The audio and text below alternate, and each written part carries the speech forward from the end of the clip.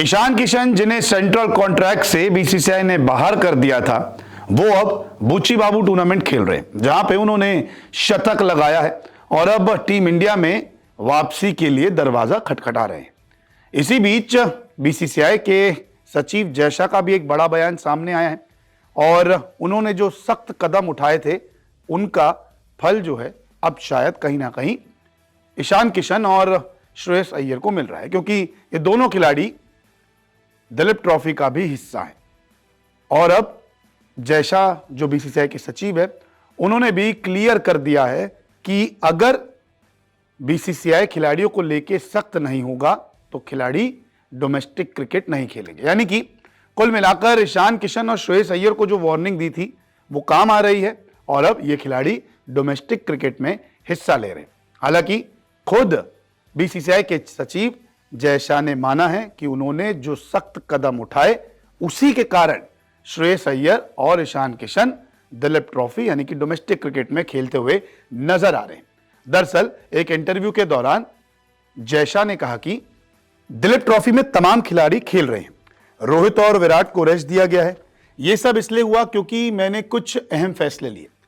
अब श्रेयस अय्यर और ईशान किशन भी दिलीप ट्रॉफी का हिस्सा हैं। हमें थोड़ा सख्त होना होगा। जब जडेजा चोटिल थे तब मैंने सबसे पहले उनको कॉल किया था और घरेलू क्रिकेट खेलने को कहा था। अब यह तय है कि जो भी चोटिल होकर बाहर जाएगा वो घरेलू क्रिकेट में अपनी फिटनेस साबित करके ही भारतीय टीम में आ सकता है। नियमों का पालन करना होगा और घरेलू क्रिकेट खेलना होगा। दरअसल बीसीसीआई की तरफ से अब यह फरमान जारी कर दिया गया है कि अगर टीम इंडिया में खेलना है तो आपको घरेलू क्रिकेट खेलना होगा। कुछ खिलाड़ी ऐसे होते थे जो घरेलू क्रिकेट नहीं खेलते थे और आराम पे चले जाते थे, लेकिन अब इस पूरे ही सिस्टम को बीसीसीआई सचिव जय शाह ने बदल दिया है। आपको बता दें कि ईशान किशन और श्रेयस अय्यर से बोर्ड नाराज था क्योंकि वो भारतीय टीम को छोड़कर आईपीएल की तैयारियों में जुट गए थे, जिसके बाद बीसीसीआई ने सेंट्रल कॉन्ट्रैक्ट से इन दोनों खिलाड़ियों को बाहर कर दिया था। श्रीलंका में जो वनडे सीरीज हुई उसमें अय्यर की वापसी हुई। हालांकि ईशान अब बुची बाबू टूर्नामेंट खेल रहे हैं और ईशान ने बुची बाबू टूर्नामेंट में शतक भी जड़ दिया। दोनों खिलाड़ी अब दिलीप ट्रॉफी का भी हिस्सा हैं जो 5 सितंबर से होने वाली है।